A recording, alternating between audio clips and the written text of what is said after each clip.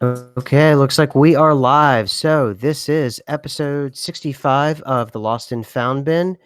And so we're coming at you at our new regular time. And we're without Buster manning the chat this time. So please be kind, everyone out there. And we had obviously a really big week. I talked about it yesterday, or was it the day before? No, it was yesterday on the stream that I was interviewed on the Talk is Jericho podcast, and I really enjoyed that, and I had a really great time. And if you get a chance, it's let's see where it's pinned. I pinned it everywhere. I have it pinned on my Twitter feed. I have it in the community tab over here on YouTube. Yesterday's show, I also pinned it up there. And just go out there and support the podcast. It's a great podcast, and he's a really great host and really open-minded and very cool. So, and we were able to get some of our ideas out there about Gateway. We were able to talk about some other documents as well. Yesterday, I welcomed a lot of new people and started talking about some of the documents and just kind of did an overarching thing about exactly what it is we talk about around here in terms of like the round robin document and obviously Gateway and all kinds of other things. And I see a lot of familiar faces in the chat, and I really appreciate that. And so, Chick, before we started the show, we were talking about this. It seemed I, since we saw, were you able to check out that clip from last night? There was a couple of things that you sent me last night. Which one was that? I apologize. The UFO one on Fox, the Tucker Carlson one. Yes, I Yeah. watched that. Right. And so everybody knows that we're a nonpartisan station. If it has something we care about, we don't care what channel it's on. So I hope I don't dissuade anyone from whether it's Fox or whether it's MSNBC or whether it's CNN. If it covers anything with something that we care about, we're gonna cover it here. And I don't care what outlet, what mainstream outlet it is. We're going to cover it because it's the information that matters. And ultimately, last night, in case you missed it, we put it inside of the description, and it's Congressman Mark Walker, and he's on the counterterrorism, and he's on all different kinds of other committees. And they were talking about the Navy UFO incidents, and this came off of the heels of the Talk is Jericho podcast that I had, and I was explaining, the connection between UFO UAPs and the Mandela effect.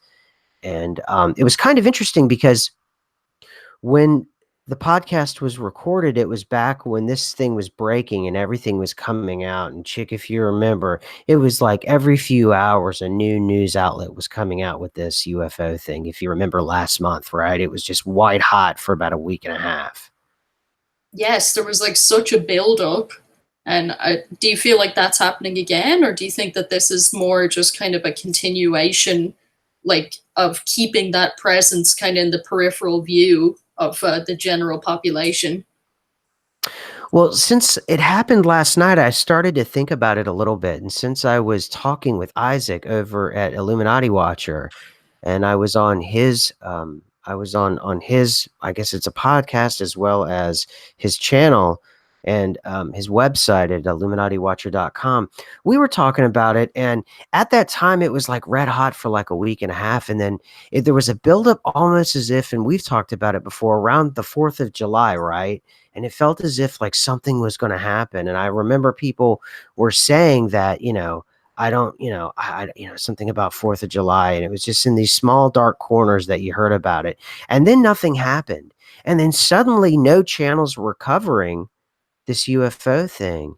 And then right after that, this Area 51 weirdness was starting where people were talking about, doing this really nonsense thing. I don't want to really talk about it to help give it energy, but certainly talking about it, you have to, because it filled that void. It's almost as if it was put out there or perhaps created in a way to kind of distract the general population in a way, because it was starting to break in a real way. And then last night, it's sort of we had the first piece of real breaking news that other departments inside of the Congress were starting to look at these things. And we had a significant piece of news last night, if you read between the lines. And what Tucker Carlson was mentioning to the congressman, he said that he had other government officials saying that they had alien craft, and that indeed the craft itself was was in the custody of, well, I don't know if it's government or private contractors, but it was in the custody of folks in the U.S. And the congressman kind of dodged the question, but if you go back and listen to it a couple times, he actually says, well, that's going to be one of our 4 questions, meaning, yes, they know that. And they probably are going to ask the questions that was inside of those leaked admiral notes that Richard Dolan was talking about a few months back. So it seems almost as if now, I feel as if, and this is just my speculation, I have no proof for this, that the Area 51 thing in a lot of ways is kind of something, a fill gap, perhaps, as it's like a distraction or a disruption of the buildup of this Area 51, or excuse me, this UFO UAP thing. And it was very odd. It's just, and it's now, perhaps it may start coming back again. Who knows? I don't know. It just all depends. So what's going on with you? True. Well, I was going through like a lot of shifty stuff this week. It was pretty strange. I know, like one thing that I noticed after it was pointed out to me on Twitter, but I realized it when it was pointed out, was that Thursday was the 26th of July, and then Friday was the 26th of July. And I was like, wow, that is quite a shift, because the last time I remember a real date shift happening was the election, where election night happened on November the 8th and November the 9th. And nobody could agree exactly which date it was. So I was just like, I wonder if there's been some kind of a major pivot off there in some direction. And compounding with that was like I'd mentioned to you earlier in the chat, was and one thing I didn't mention to you was, like, I had another message come through, like I was texting, and someone that wasn't me texted something very strange. And it was, kind of like how we've had in our DMs before, where there's just text where you're just like, I didn't write that. Where did that come from? I had one of those moments today. And it was really strange, because it was a text about an elevator. So I was texting about the other big Mandela effect that had happened. Like, it's more of a personal effect. It happened in the local, like, larger liquor store. And the story with that is that when you would go in, it was like quite an open space in this liquor store. Well, I'll just say the name of it. This Bevmo. It was quite an open layout. And going in there one day, I know, like, the merchandiser people that bring stuff in there all the time, and went in there anyway. And there was this big cheese cooler right in the middle, and it hadn't been there before, but it had obviously been there for some time. And we started asking the staff, and one guy said, oh, it's always been there. And the others were kind of looking around like, no, I don't remember this. Maybe it's new. Maybe they just put it in, something like that. And then the guy that said, oh, it's always been there, started to, like, doubt himself, because, one of the questions we asked was, well, when did you stock it? When did you fill it full of cheese? And nobody working there had ever put any cheese in it. There was no schedule to stock the thing. They had no idea what was going on. They all started freaking out. And one guy was like, I just put wine bottles up here. I'm not paid enough to think about this. And they were all trying to, like, get away from us. And I was just like, oh my gosh, this is another strange moment.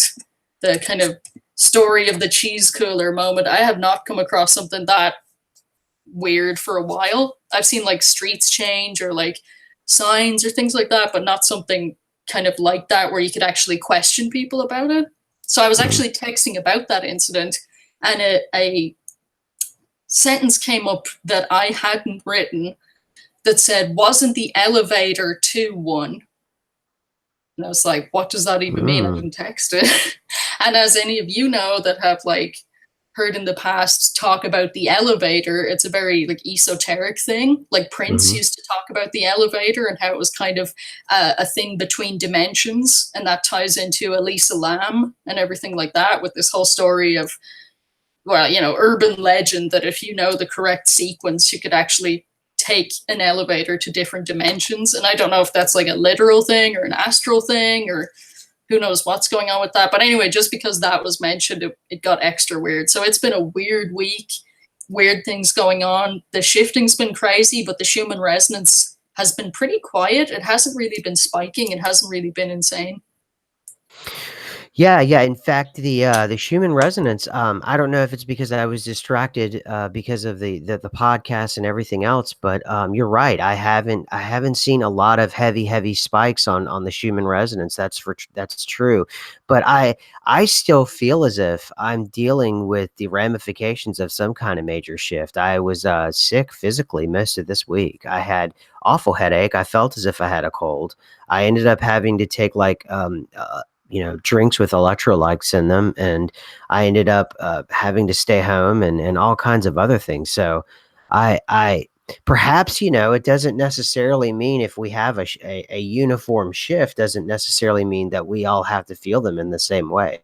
My shift could have, I could have experienced it my way where I was simply sick. And for you, it could have been that. So, but it is weird you mentioned that because I was thinking we had gone through something big this week, and yet the data doesn't really bear that out. But we've seen that before, Chick, where you can look at the Schumann resonance data out there and it hasn't lined up, and that's happened every now and then. Now what's curious, if you remember, Chick, I don't know, but I believe it was warm out, like it was summertime or this time of year, perhaps when we were starting to notice this kind of anomalies. Because I think the Schumann resonance, at least in the wintertime, at least in the Western Hemisphere, it seems as if in the Northwestern Hemisphere, it seems pretty consistent with the shifting activity that happens in comparison to the spikes themselves. But we are, heading towards August, and we are in the midsummer, and we've passed the solstice and all those other things. So, and then another thing too that you were just talking about, I've heard a lot about that in terms of, obviously there is a very powerful esoteric understanding of the symbology of the elevator and exactly what the elevator means, and as well as I've heard there is certain, like a certain code or something like that you can press on the elevator, and the elevator itself, there's a sequence of things that happen when people walk into the elevator with you. You can't talk to them, and then you can go into another dimension or something like that too. I've read that on a Reddit feed. So I don't know. It's that's interesting you brought that up because I wasn't even thinking about that at all. But now that you brought that up, and the Lisa Lamb thing is definitely one of those more, I would say, terrifying. Specifically too, because the Lisa Lamb thing is tied to that specific hotel where I believe it was it Richard Ramirez? What was it, the Night Stalker that was actually at that hotel decades before? Yep. Okay, okay. And then there Yeah. was just all kinds of strange connections with disease that broke out afterwards. Like, and they said, oh, well, it's close to Skid Row, so it's that. But I think there was something, we gone through this before, about how the cure for the disease outbreak that followed her death was actually codenamed Elisa Lam, and the whole thing was like really bizarre. I remember that. Yeah. Yeah, the actual antidote to whatever it is they had from the drinking water was something like Lisa Lamb, or maybe wasn't it like the coating from the CDC? It wasn't the right, it was like some weird coating to this really rare kind of bacterial, like, fighter, and it was that. It's very odd. Yeah, I'm sorry, I'm so like fuzzy on the details. It was like a while that I was looking at it, a while ago since I was looking at it, and as you know, the details change all the time. Anyway, in our circumstance, but Mhm. as I remember, there was a lot of just coincidental, really strange things about it. It was just one of those really stories that left you feeling weird, and I do believe there's some kind of an aspect. to do with the elevator. And like I said, I'm not sure if that's something to do more with consciousness or if they're like literally, in a simulation type fashion, the elevator is a key to getting from one spot to another, or to see, like, in the Elisa Lam story, they talked about if you did this sequence, on the number dial, where you press which floor you want to go to, you do a particular sequence, and then apparently somebody would step into the elevator with you, and you're not supposed to look at them, and then it goes to a Mhm. particular floor, and then you step out, and it's like an alter dimension. It's like an upside down or something, where everything is like very fiery, look like kind of red is apparently how it is. I don't know if this is a wild urban legend or what it is, but the story was anyway that there's nobody around, and it's just like this strange like backup dimension. Well, and the thing too that makes the elevator so important and why it's so vital to what we're talking about is keep in mind, think about what an elevator represents. It represents modernity, it represents technology. There were no elevators back when they were creating the original tarot cards. There were no elevators whenever, the Holly Wand was created. And, people had ideas about, witches or wizards with, the wizard hat and the cloak and the whole thing. This is a modern understanding and a redefining of dimensional moving, and even the way in which you use that kind of esoteric language in reference to the technology itself. So think of that, the idea of the elevator. It's like what I talk about with language. It's transcending and putting something that is taking you away, or putting you in contact with something that is alien in terms of your normal surroundings, and yet it's doing it in a contemporary scientific setting, in terms of there had to have been leaps in technology in order for the elevator to exist, because they would have had no reference point to like this elevator thing 200 years ago. Just like the modern mimetic magic that we have, and people creating memes, and memes being the modern sigils that are ultra viral. And it's still, and the thing too about the elevator, and it's almost everything that has to do with the occult or the esoteric. Whenever you add that technological component to it, it raises it one notch. And the reason why it raises it one notch, if you take the idea of the elevator, you are physically separated whenever you're being moved into that dimension. And other times, if you wanted to open a portal or you wanted to do something else, you would draw a circle, or you would draw a triangle on the floor, and you pour something around you to keep you protected. And it was more of a mental space kind of thing. An elevator is very much a physical thing that you cannot escape from. And just like the idea of, well, even UAP and UFOs, these are things that are literally coming into this vibrational frequency, and it's a very real contemporary thing to it.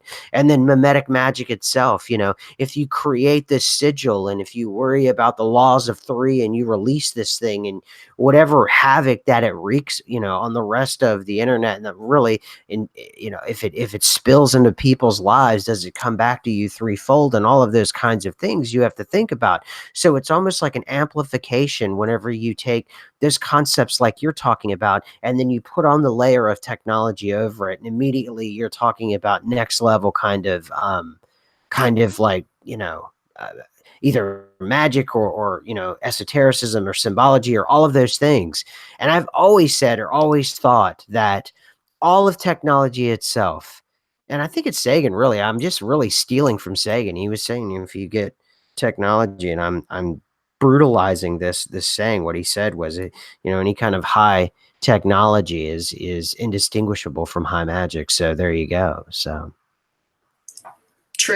True that. And it's like you said, when you have something that you feel anyway is coming from the older world or from an older time, and then there's a layer of just technology on top of it, is it really changing concepts, or is it the same concept presented in a different way? And I do think that the meme thing is very interesting, because like how I think about it anyway, and I could be wrong, but just how I think about it is, like with a sigil, for example, if somebody was going to do that, and I don't do it, but if somebody was going to do that, to me, it feels like they are putting their intention down, and they're using the sigil as an amplification device so that they can get what they're, whatever they're doing accomplished. Whereas I feel like with the meme, it's almost like a mass consciousness thing. It's like, you know, we're so separated, but with this technology, with the internet, it kind of made a small bridge between so many people that would never ever, you know, have seen each other or talk to each other. And I feel like it runs along those pathways and takes incredible advantage where as soon as you see that meme and you instantly understand what it's about, even though it's not explained, you like get it in that moment. You're connecting up with every other single person that gets it, and all of you are charging it by just Mhm. looking at it and understanding it. And I think that's why it goes super viral. It's not like coming from one person that designed it and they're trying to singularly do what they're trying to do. It's like it's coming from everybody that understands it. And it's not that they are trying to get something done. It's that pure energy of when that clicks into place and your understanding clicks into place with so many other people across this crazy bridge, this electronic bridge that we built between all of us. I think that's when it can get out of hand, because if you have millions of people all putting something forth and all wordlessly understanding it, which is one of the main points, is wordlessly. It's pure intention. It's pure just thought and emotion going into that. I think that's why people now, powerful people, are like afraid of memes, because it can change things. As in, it's like that pure and that crazy, that it can actually shift in certain places. You know, political leanings or elections are big things from just memes. And how do you control something that simple? You really can't. Like the EU Yeah. is trying to ban them, and they're for good reason, but I don't think they can succeed. Nah, they're not gonna. You can't. You look. You're not gonna walk back something like this. Now there was a case for being. We did walk back the technology from the moon for people who believe that, and I guess there can be a case, for that. If you actually believe that we went to the moon, then I guess there could be a case for that. But for the rest of us that are grounded in reality, no. Once the technology is out there, you're not putting the Gorgon back in the bottle, so to speak. It's just not gonna happen. And so you can just, you can forget about that, because the problem, like you said, the problem with a meme is it doesn't even have to be a real meme anymore. Now that people just understand the concept, like you said, it is beyond language now. It could be just a picture, and all it has to do is be in context of what people are thinking about at that moment in terms of news. And how are you going to be, or someone writes a cartoon without even any words to it? You are absolutely talking about going pre Magna Carta, and it'll end up being just pure despotic horror. I mean, it'll just devolve into this just horror show itself. So I will say it is interesting that last night of all nights, the UAP UFO thing kicked on, and it is interesting about the timing of all of these things. And the reason why I'm saying it's interesting about the timing of all of these things is, if you remember last week, one of the concepts we were talking about was you had the white sun, and then everybody talking about the white rainbow, and the comparison between this white sun and the white rainbow. And the white sun obviously is above, and the rainbow, you could say it's not necessarily an as above as below kind of thing, although the rainbow itself, I guess, is on the ground in some ways. But what it really was for me, it seemed like a new way of a contrast in terms of light. And it almost felt as if you had two disparate things that were once full of color. They were now without that kind of color that they each had. You had the rainbow with all of its bright and vibrant colors that it once had, and now you have these white rainbows in certain circumstances. And then the sun itself, for everybody who's ME, and you go out in the middle of the day and it just doesn't look the same. In fact, I've gone out now 3 or 4 different times, and I'll look at the sun even just this week, and it's still, I don't know what it is I'm looking at, with sunglasses or without sun. It's just really a bright light. I can't even make it out anymore. It truly does look like that there's just a really big light, like an artificial light. I'm not going to go that far and actually say that, but it's just my general feeling. That's all. It's just a feeling I have. Now this week, what I think is an interesting contrast. Now, I could be, and I probably am, drawing conclusions that aren't there, but we had the Arctic wildfires, and I have the link to which that just on its face. And you can read the BBC article, and they're going to explain it to you, but just the idea of Arctic wildfires that far north, up in the north, and you have Arctic wildfires. I mean, have you ever heard of that before, Chick? The Arctic wildfires? No, that's not a concept that I'm very familiar with, kind of like white rainbows. Um, one would have to, ask oneself what on earth could be happening that a fire would even get so far. Because, obviously it needs oxygen, it needs something to burn, and it can't, you can't really have a wildfire in such cold conditions with so much snow, but it's Well, happening anyway, so. right, and according to them, because it's summertime, there is areas without tundra, which I knew, regardless of shifts, I knew that the tundra thing. Oh, and well, we will get to the mirror thing because that was a big deal, and I actually have a from Miss Rude. Thank you, Miss Rude. She actually sent out a really powerful. She was at Disneyland, and we'll talk about that in a minute. But yeah, now apparently the peat moss in the tundra is catching fire. It's just catching fire, chick, in the Arctic, in the Arctic Circle, and there you go. So that's insane. And then, um, you know, I tweeted this out, but I want to bring it up to the show, and I want to bring up to the person. His name is Kyle Crawford because I promised him because he quizzed me about this. Do I know all of my oceans? And I'm not going to quiz you, but I said yes. There are four oceans. There's the Pacific, the Atlantic, the Arctic, and the Indian. And he goes, well, now there's five oceans. I'm like, no, there's not. There's four oceans. There's the Pacific, the Atlantic, the Arctic, and the Indian. Well, apparently now there's the Southern Ocean, and that's the ocean around the Antarctic. So you have the Arctic, it's on fire, and up top, right? And then on the other side, on the other pole, you now have a new ocean. So once again, 2 weeks in a row, you have this abstract symbology, almost the completing of different circles. And it's almost if, and this now would add to the at least circular or the globe idea of a planet, right?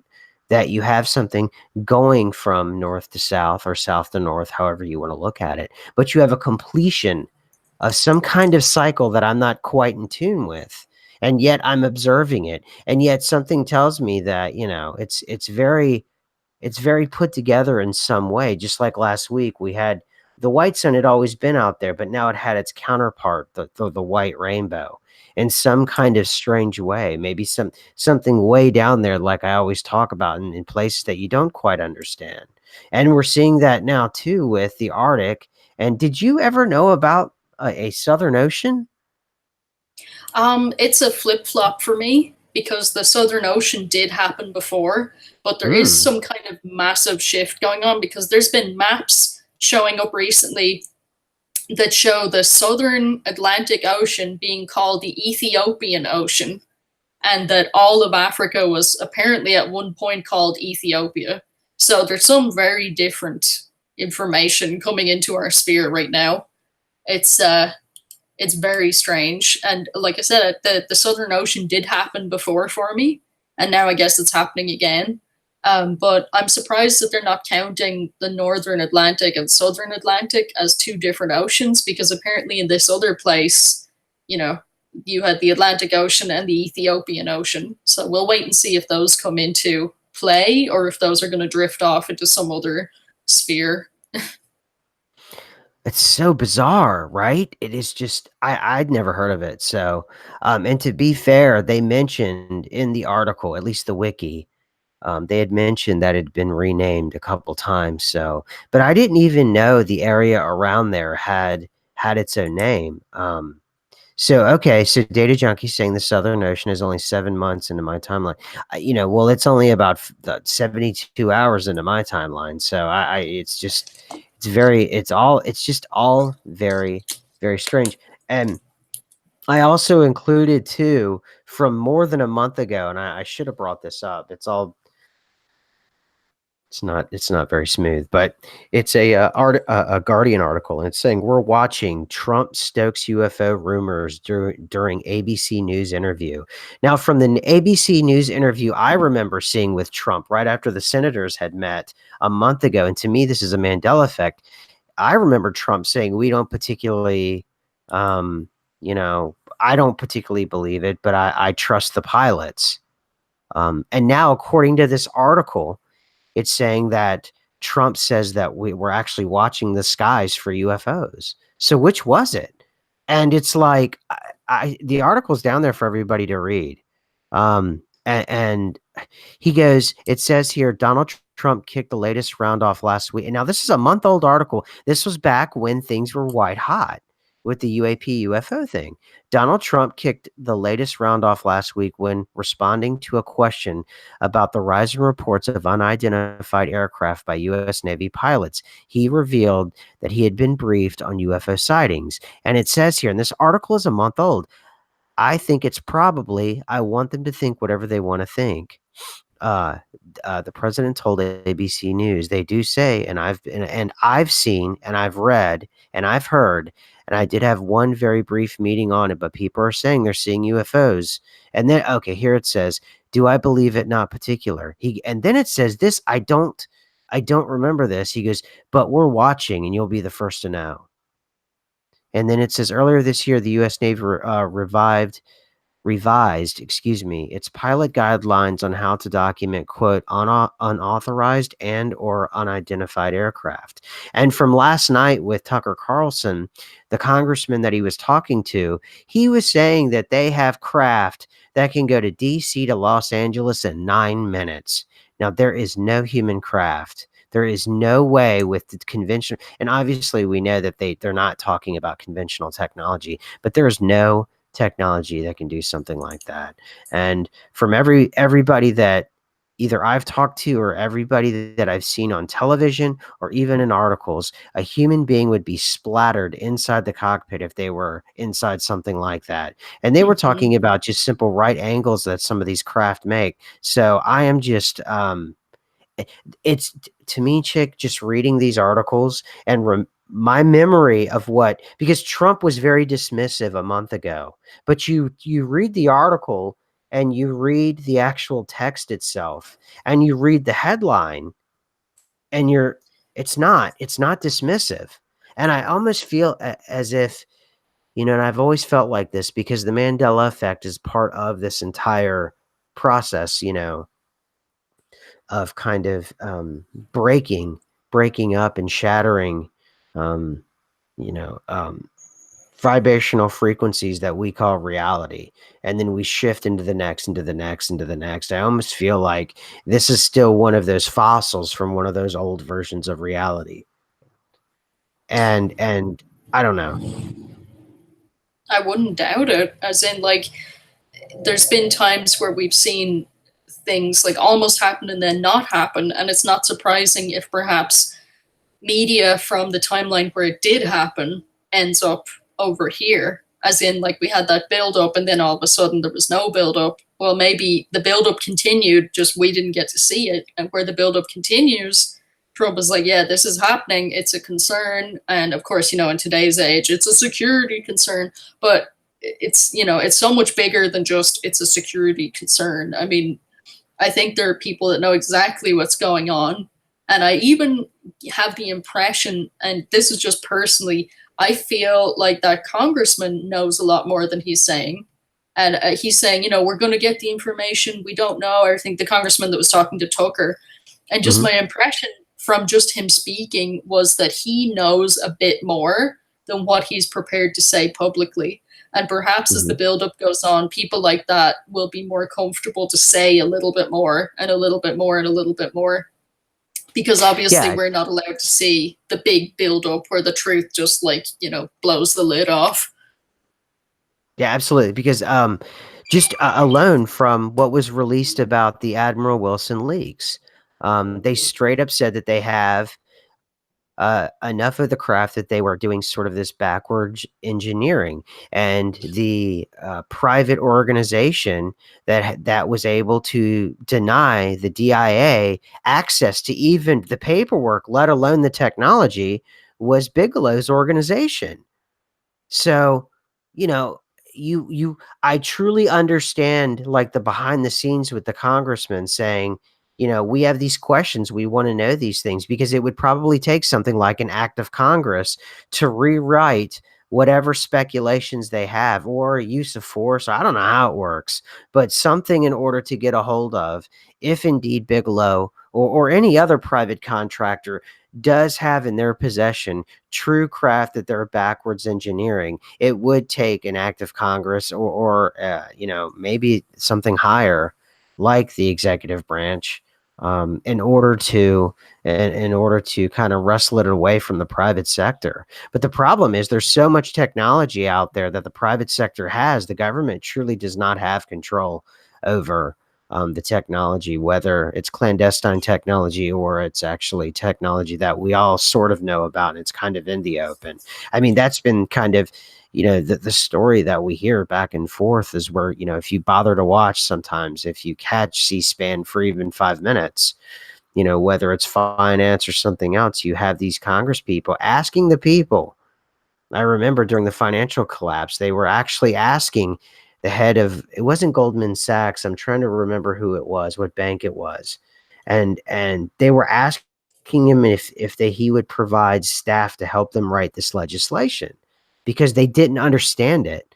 And, that's obviously a flaw that wasn't probably thought out 300 plus years ago, that the technology, whether it's financial technology or it's technology, would get so advanced that, no matter how intelligent a layperson may be, that they're not going to be able, they're going to need help from the very private sector that they're trying to police. And that you get into, yeah, it was JP Morgan. No, it wasn't JP Morgan. It was it was Jamie Dimon. Yeah, Julie, were you watching that? I remember that because Jamie Dimon was like, yes, we can provide some staff to help you write the legislation. And it was the weirdest thing to see. It was so surreal to me. And it was just but the point is, I don't mean to, that's not what we're talking about here. The point is, I could see that happening too, even if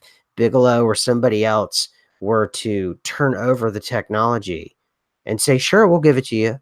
What is a congressperson going to do with something like that? They don't know. They don't even know how to, like, the most basic parts of IT. They're not going to know how to do this stuff. So I don't know. That's an issue where we have, the people who are trying to make laws about the very strange times that we're in right now are just not able to, like you say, they're just not able to approach this kind of a thing to legislate it properly, because you would need to have, I don't even know what kind of scientific background, like an Area 51 scientific background and a gateway process scientific background to even understand it before you could even Mhm, start writing law around it. So I think that it's very much mhm. like almost mirroring the meme situation where they can't ban the memes because there's just too many of them. They can't control that situation. Well, now there's so much going on in the UAP, uh, you know, area that I don't think they'll be able to ban, control, or police it either. I mean, Mhm. if there's going to be so many of these things that all these people in the private sector are going to get their hands on it, how on earth can you pull that back? Because they can't control what's going on in the sky, especially if it's interdimensional. That would be like trying to put a border patrol on people Mandela affecting from one timeline to another. It's Now, absolutely outside of their power. now that would be an interesting way of border control. Is oh wow, Steve Turner, thank you for the incredible super chat. Thank you. And just so you guys know, and I never talk about this, for all the super chats, we're going to send all the money is going to go to a website.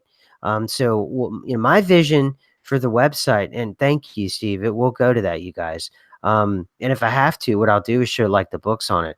And I started to set up a Patreon. So if folks who don't want to lend their name to this, you'd be able to do it privately. And what I'd like to do is kind of show a ledger of where the money's going. But when we get enough money to start getting professionals to help us with the website, I'd like to do like a 24-hour live chat where people, MEs or anybody who's part of it, just sign in and you just go in and chat.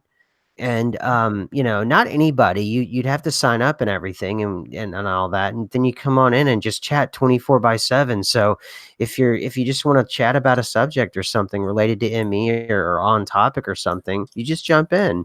And then when we have shows, we could, like, simulcast with those kind of chats with the also live chat here.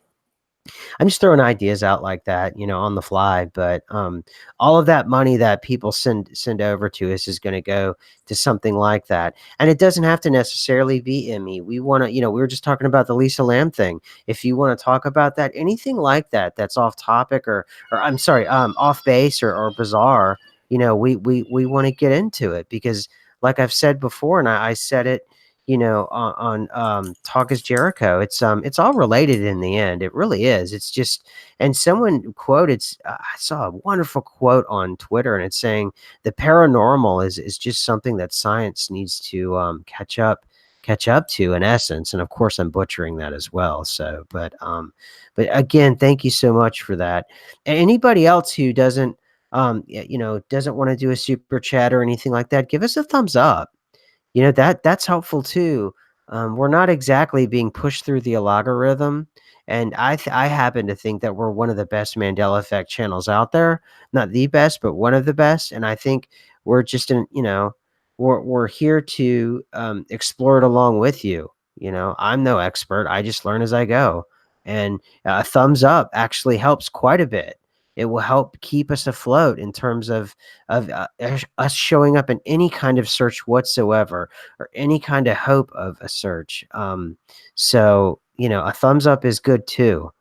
Anything to help at all. A word of mouth. If you could share our videos, if you could just talk about it on Twitter or Instagram or anywhere, Facebook, whatever, it would very much be appreciated. Our intentions are honest in terms of us trying to explore these kinds of things and our understanding of it. So, and that was a really wonderful boost being on that podcast.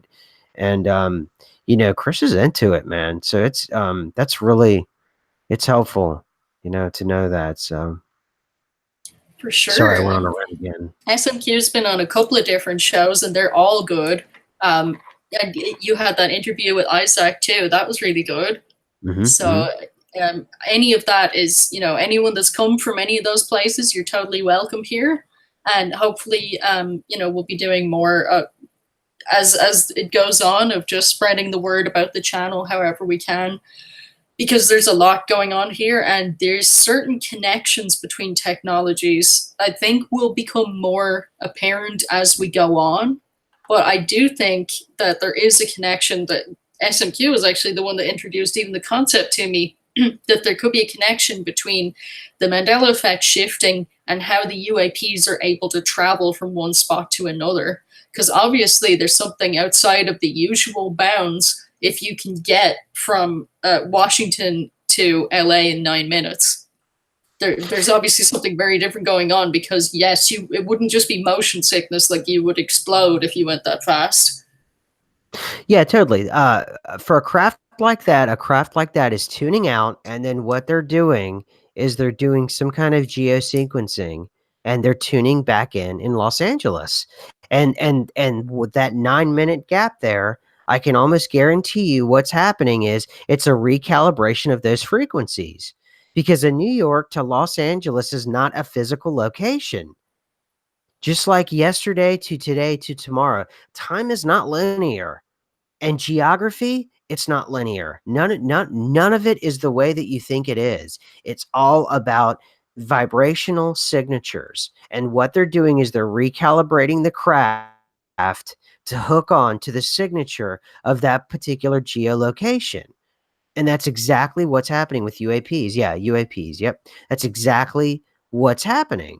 And it probably, and if it's backwards, engineered technology and it's human beings going from DC to Los Angeles in 9 minutes, like the congressman said, if they're able to do that at hypersonic speeds, because there is no other contemporary language for something like that, then clearly what it is they're writing that code in. They've got the crosshairs on the sequencing, the geosequencing they want to go to, and it probably takes a full 9 minutes to do that. But I can guarantee you, as the technology gets better, the actual movement itself is simultaneous. And I have heard rumors as far as 1969, they were actually teleporting. I think it was protons, or was it electrons? But IBM was able to teleport from it wasn't very far. It was just like a foot or something, but it was simultaneous and it was instant that they were able to teleport like that. And at the time, now we call that string theory, and it's actually in quantum physics, and it spooky action at a distance, and there's all these things that mainstream folks who aren't formally trained scientists understand these kinds of things. But imagine you're 1,000 years ahead of us, or you're an interdimensional being where time itself is actually an outdated concept, an outmoded concept itself. Then, well, then even that alone is just it's could you imagine if ultimately we could change something inside of one of or not one, but inside of all of our signatures of what we consider self, and one day we could look back at linear time sort of like a superstition. Could you imagine that? Or geography like a superstition? Like Yeah, how and we right? I'm sorry, go ahead, no, please. go ahead. I was just going to say that's like a brilliant concept right there, is that the future is the geography, like Washington, D.C. or L.A. is just as much not a location as yesterday, today, and tomorrow is not a location. And how Nope. linear time will completely be just like a myth or like a superstition. Or how could people have thought that? Like, that doesn't make sense. That's so weird. Yeah, and I heard that statement whenever I was actually out in California. They said a California state of mind, and that always stuck with me for some reason. And when the Mandela effect started coming around, and I started to learn about the science and this fringe kind of science, and we started getting more and more of the technology and the documentation about the technology, could you imagine if it's a state of mind? And where you're at right now is a state of mind. And that's why no matter where you're at, a lot of people tend to agree with you. And I've been in places where I've been out of step with the geography and the people, and you're almost forced out. Like I've lived in cities, and I'm not going to say, because I don't want people to feel bad if they live there or anything like that, and or think less of me. But that I didn't fit in, and I was in a different state of mind, and I could almost feel the city rejecting me, and eventually I had to leave, get up and leave, and I had to go back to a place that I could vibe with. And could you imagine that, and think about this, and if that happens, perhaps it disappears. Perhaps there was an Odin and a Zeus one day, not just something that helps us understand our subconsciousness, and their what they are as archetypes that we can understand, the need to want to take control or understand anger. What happened is Odin and Zeus and all of these Enki and all of these ancient gods, they go away once the superstition is vanquished. And could you imagine time and location, money, fear of the future? If we could vanquish all of those kinds of fears, could you imagine if they end up like mythology? And 10,000 years from now, they talk about the mythology of time, and like people actually believe that. And they talk about the primitive cultures like we do, primitive cultures, and how that they would sacrifice to their gods like we do now. Like, what if that was like a real thing back then? In terms of like it made real world sense, and you could see real world changes just like we're living with it now. However, 10,000 years from now, even though I'm not talking linearly, but I'm talking about in a state of mind, like what we think about, 10,000 years before, that kind of state of mind versus now, we're kind of really into modernity, and we think we're the best. And anybody who's living in the present thinks that they're the best. But could you imagine that? And then they talk about, wow, did they really believe in linear time? Did they really believe that there were like geographic locations, and because of that they would add to a vibrational frequency, and they would like a magnet pull themselves towards that? Really? That's so odd. And that actually happened. And then they would have their whatever it is, their priest class. I think there's always going to be a concept of a lawyer and always a concept of a priest. And right now the priests are, I think, a bit of the media and a bit of kind of academia. But yeah, that would be an interesting concept. It would for sure. And I reckon that the priest class, not to be salty, but I reckon the priest class would say, "Oh no, it's an allegory. Like that didn't really happen." And the beliefs Mm-hmm. would be like, "Oh no, I think linear time really happened." They're like, "No, it's an allegory for your semi super consciousness, or some concept that we don't like quite have yet." But I'm sure they won't believe it because the priest class often don't. The priest Mm-hmm. class often say, "No, everything's just a story for something literal because everything is literal and materialistic." And that's like kind of the quandary, kind of the catch-22 is like the people that are supposed to be spiritual are often the most literal in some of these circumstances, and I reckon that won't change. Mm-hmm. Oh, absolutely. And the problem too is, and it happens with anybody that is really good at whatever craft that they've dedicated their lives to. You study something for 20 years and you can almost see through anything, and nothing is literal anymore.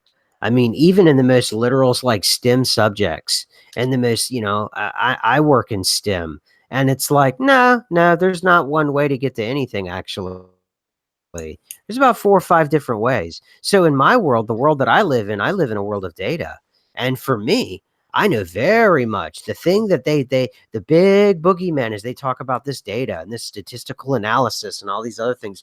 The big secret is all they have to do is change a particular variable or add or take away a variable from a formula, and voila, you have a completely different data characteristic that you're presenting to the public, and they're all going, oh, how could it be? And it's like, yes, this is, and it truly is a Wizard of Oz world. And you would think data itself is immovable, and data itself is something that is just the raw facts, and it's absolutely not the case. It is so much a form of art, and it is the absolute new kind of propaganda. Data is so propagandized. It is so insane. And I've been at it for 20 years. And, you can give me the data that I know is the spirit of the data.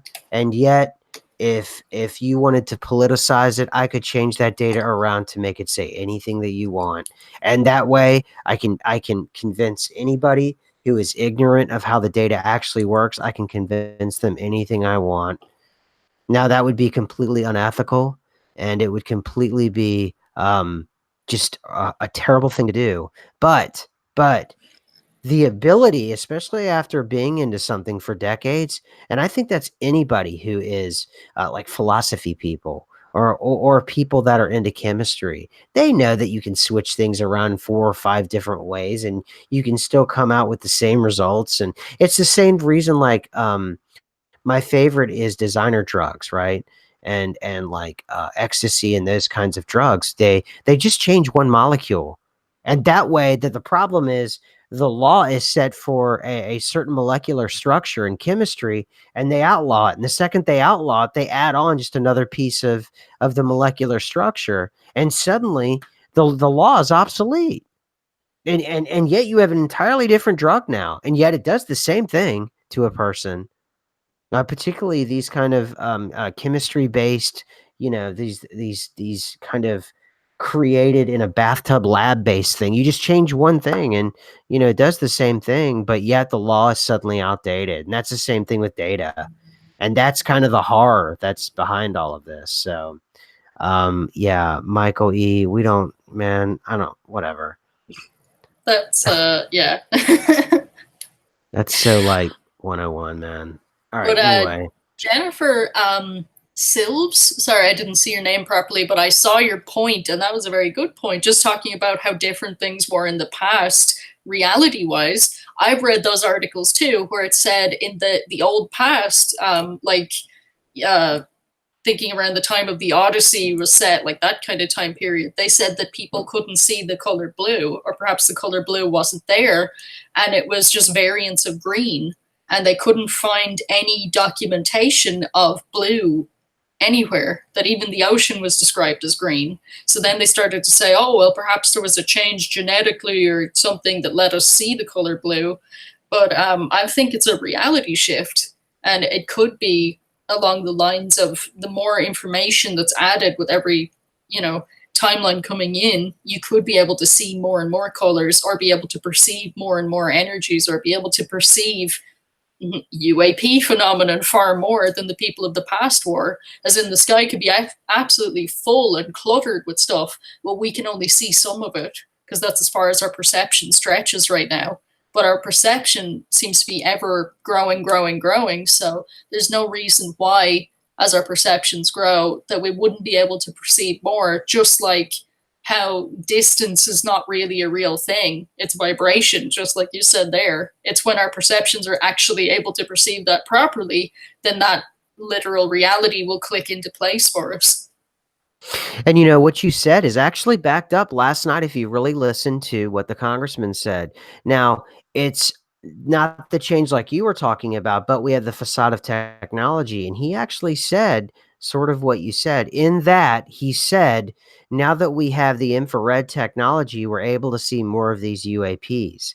So, yes, it's not the way like you're talking about. I get what you're saying, Chick, but in a small way, you have this allegory where people who perhaps aren't ready to shift, or they're ready to see it, or whatever it is, whatever phrase you want to put on it, they simply have this technology that is enabling them to now see exactly what you're talking about.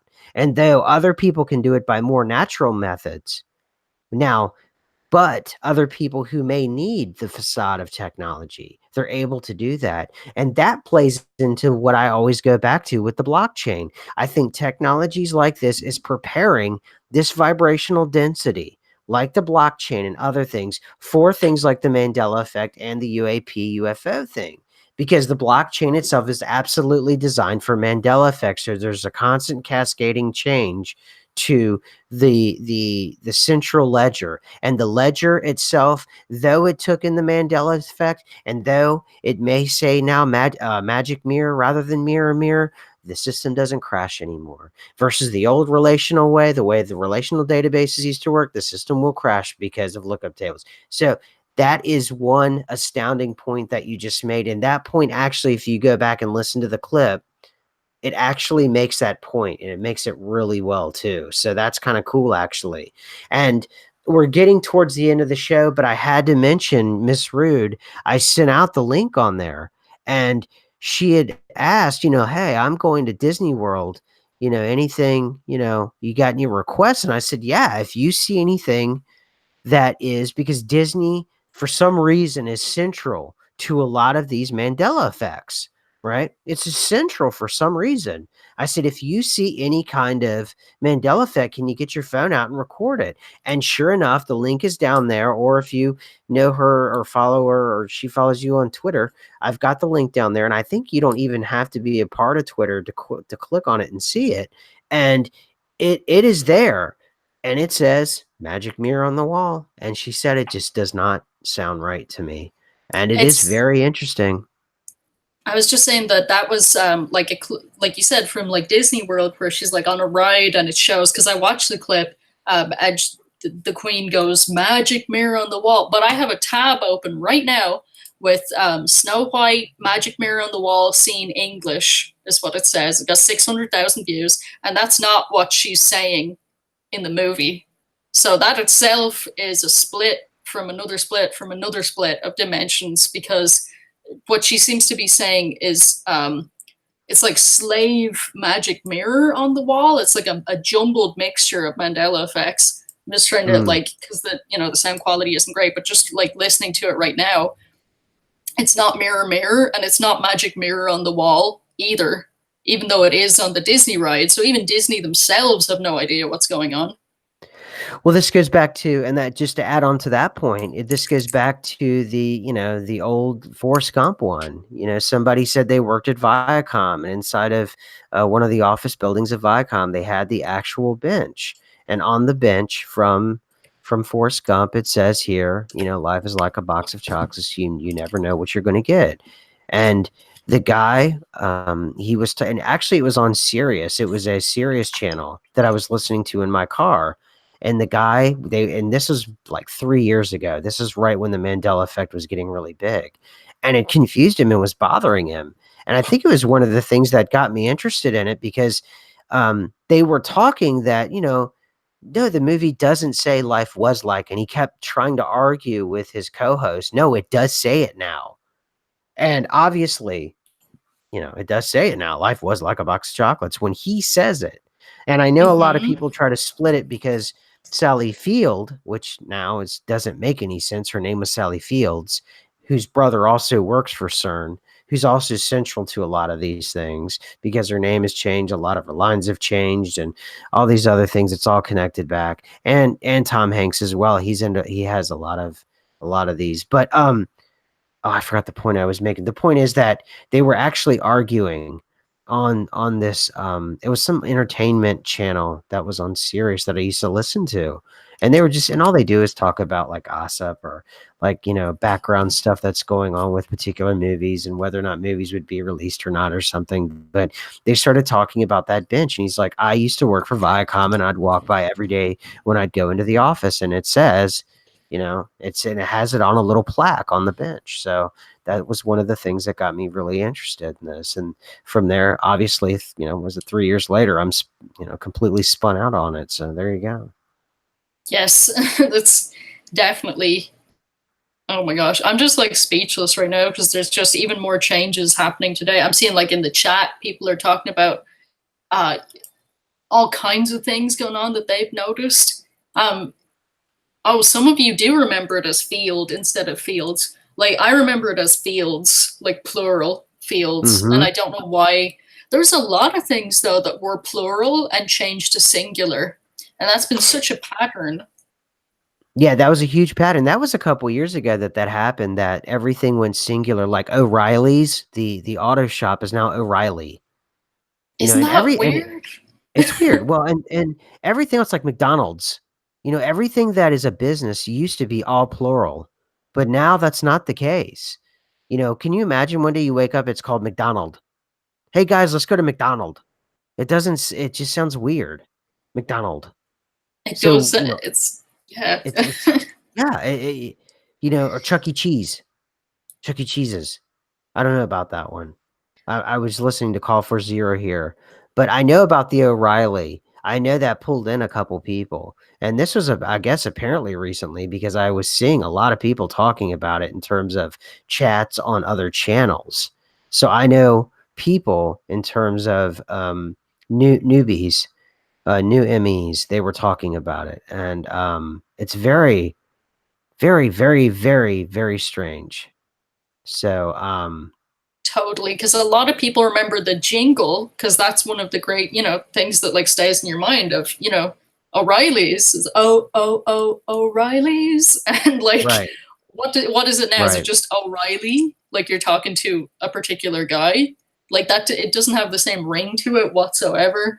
And I right. mean, as far as the people are going wild now because apparently there's training in CERN for is it in CERN to train in the mirrors you were saying, Jennifer? Where is that point that she made? Because I listened to Snow White and what it says currently right now in the cartoon is slave in the magic mirror. So, and she, with all this talk we've been having about using mirrors and mirrored reality and all the experiments that they're doing, um, it's just strange that that is the change. It seems very pointed and deliberate. And also it seems strange that the example that was given about going from Washington, D.C. to LA in 9 minutes, because the protons that they put into the mirror universe disappeared for precisely 9 seconds. And nine is a very Mm, esoteric number about completion. So I wonder if there's, this is getting me going in all kinds of crazed directions. interesting. Oh, and thank you. We appreciate that, Sally. Absolutely, thank you. And again, all of this is going to go towards some kind of website, and however, it's ongoing how we're going to do this and kind of the ideas though. But we're getting close towards the end here. So and just to clear up for Lanessa, no, it's still McDonald's. So we don't want to confuse Lanessa. It is still McDonald's. What we were saying is that it would sound weird if we woke up one day and it was McDonald. It Um, sounds weird to me because like I definitely as a child said McDonald's. We're going to McDonald's. It was never some people, McDonald's for me. yeah, some people say that's an ME. I don't remember that. I always remember McDonald's. However, the point that's made that it's a Big Mac, like McDonald's. Mhm. I get it that it doesn't make sense, and I understand that. But and I don't know why they would call that a Big Mac if it's McDonald's. But for me, it was always McDonald's. And it was always plural. So for Lanessa, I don't want to confuse you. And then Jeremy, I think we're disagreeing with you, man. He says if the ride had said mirror, mirror on the wall, that would have been powerful residue. As it is, it agrees, so it's not weird. N- do you agree Doesn't with that? agree because the ride says magic mirror on the wall, and the Right, cartoon today is saying slave in the magic mirror. So right. it definitely is powerful evidence of a different timeline because Disney, of all people, would know what was in their Hallmark animated feature length. Like Snow White was their first big one in the 30s that made a huge impression. And if they don't know like the famous line from that, then they're completely confused. Well, Jeremy's saying no, that's not right. I don't know what's not right. I mean, Oh, had I don't maybe understand. we missed his point though. Yeah, I'm missing. I read it three No, like, times. It's saying magic. Disney should know. I mean, it is Magic Mirror now. And, yeah, those of us that remember Mirror, Mirror, apparently we're all misremembering. That's kind of the crux of it. So, let's see. She calls the slave in the magic mirror. And then once he arrives, she asks him the question. okay, let I'm me look at talking, it again because this is like changing like while we're broadcasting. Because I listened to it while myself and SMQ were yeah, I'll talking to listen make to sure it. the Yeah, information was fresh. yep, I'll Um, listen to it again. I'm going to do it right now and listen to what the thing says. Here, let me So put the let's, link in the chat for you, so that everyone can like. There you go. There's the let me cartoon see. right Hold on. there. Here we go. All right, here we go.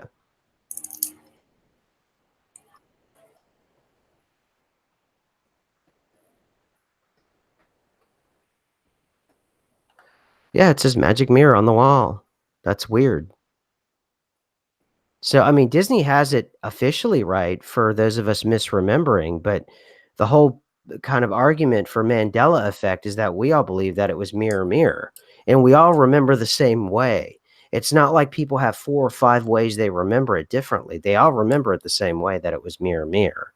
I see what he's saying because like what I remember was that she went up to the mirror and said and was like mirror mirror, like she addressed him by that fairest of them all. She has this like introduction piece now that I don't remember, where she goes slave in the mirror, like come from the farther lands and like come here, whatever. And then she says mirror, mirror, or sorry, magic mirror, who's the fairest of them all. So it's like a longer segment than I remember it being, and they're throwing just a little bit more esoteric language in there for us. I mean, I'm listening to it right. I'm using my own ears, but I'm saying that to me and someone else saying I'm old, it was mirror, mirror. Exactly. And also, too, I don't remember the slave part. So that was all of that was all of it to me just sounds, let's see. To me all of it, so it's yeah, it's very confusing. I'll listen to it again and I'll listen to the whole thing. Um but the commentary, yeah, Dark City, I absolutely have seen Dark City. And Dark City is a must see. That's a great, great movie. And there's a lot of movies like this that help you understand different kinds of things. There's Jacob's Ladder. On the more comedic side, there is. let's see. In terms of like, if you want to go the quantum immortality route, oh my gosh, I just saw I finally remember the movie with Robert Redford for everybody. If you want to pick this up and check it out, and if it's free, if you have Netflix right now, it's called The Discovery, and it was from 2017. And if you guys want to check that out, that helps explain kind of the idea. Yeah, Vanilla Sky's another great one. Yeah, exactly. But I'll go back after this, Jeremy, and check it out, man. But you know, there's a lot of really good movies that help explain this. But I've always said I think movies are central to our understanding of reality, and I think movies, because of where they come from, are incredibly important tools for all of us. I believe that eventually all of us go down to kind of a collective substrata, and a bit Jungian, I guess, but it's like a collective substrata, and from there, like we were talking about, maybe one day there was a Zeus, and yet we had finally conquered. We conquered over those kinds of things, and then it was vanquished, and immediately it became, a part of our personality. Hopefully one day time and geography too will be vanquished, and that too will become part of our personality. And whatever world that we inhabit, we, those in that time, or those in that dimension, will not be able to imagine the way in which we live right now. So Scanner Darkly is also good. Philip K. Dick was a visionary, because Philip K. Dick originally was laughed at in France during some kind of book conference or something. He came out and said that we all live in a hologram, and that we all live in essentially a created multiverse. And it's easy to find it. You could probably just put in Philip K. Dick hologram, and it will be out there for you to check it out. And he was laughed at, and people laughed at him. And it's really powerful stuff. And this was like the mid or late 70s. It may have been 1980. I don't know, but it was a long time ago. But so all right, we are way, way over time. And if we can get some more thumbs up before anybody goes, thank you. And for everybody that contributed, thank you as well. Thank you so much. All the money again is going to go to the webpage. So anyway, Chick, any last words before we jump off here? Yeah, apparently I'm glitching or I'm shifting or something, as people are saying that they're hearing me over and over and over, kind of like your live shift. But we Hmm. didn't hear anything on our end. Like there was no delays between myself and SMQ. Like I didn't hear anything weird from you, and I didn't hear anything weird like feeding back or anything on my side. So it's just you guys in the chat are hearing it. I'm hearing you double, Chick, says it. Oh my gosh. Okay. I'll have to Hmm. listen back and see what that sounds like, but I'm not surprised because I'm having a lot of weird stuff going on recently, especially this week. Yeah. No, I didn't. Okay, we'll check that out and see what's going on. And weird. Yeah, I don't know. All right, so all right, we're gonna jump off. Thanks everybody, and we'll see you next week. And I will probably talk to you sometime midweek. Oh, and by the way, there's gonna be a huge technology change allegedly on August 1 from um YouTube, and it could potentially disrupt the channel. But what we're going to do is our very best that the channel isn't disrupted.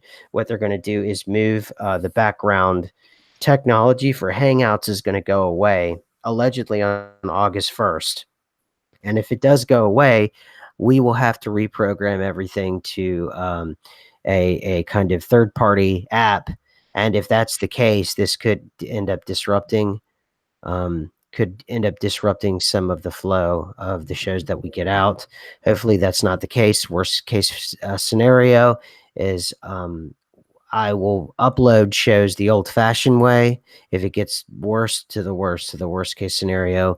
But hopefully, we can work out all the technical bugs with the new software that we're working with. But we're trying to learn it very fast because that is only days away. Certainly by next week, we would have to be successfully on that software to have a lost and found bin for next week.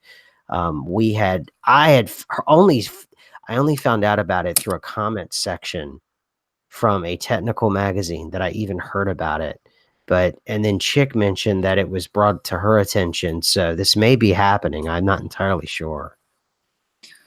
Yeah, I think it certainly is happening. I was just gonna say to Eileen Colts there, because she was like, "What are we supposed to use instead of it?" If it's just one person, like if it's just you broadcasting, YouTube is taking over with a service called You Now, where you can live stream like through YouTube for one person. But the problem is with a show with like two people or three people or whatever it is, we're trying to figure out how on earth that's going to work after August the 1st. Guess what, guys? I guess they were listening because I've got a big blue message here that says Hangouts on Air is going away August 1st. For quick streaming, try YouTube webcam. And there it is. So there it is, everybody. They gave us no heads up that I know of. I got no emails, and we are days away from August 1st. So if you guys are, if you have I know people in here like Eileen, you have your own channels. If you guys stream, you got to let get the word out there.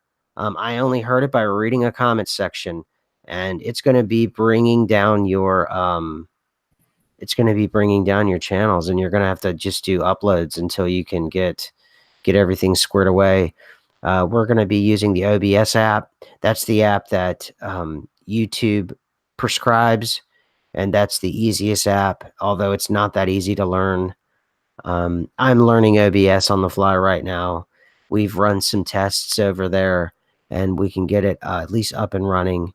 But in terms of getting Chick connected into, that's another uphill battle that we're going to have to work with, and we're going to have to figure it out. So, anyway, Chick, anything? I said that before, but I really mean it this time. Anything else? Just last minute thoughts. Just everybody, make sure you get enough water, you get enough rest. The sun has been very brutally harsh recently, so make sure you don't get sunburnt or overexposed or anything, because this white sun is far, far tougher on you, like deep burn wise, than the yellow sun was. So just be careful, take care of yourself. Try not to get too exhausted with all the changes that are going on, and we'll meet you here next week for the Lost and Found bin. All right. Well said. I can't add to that. See you guys.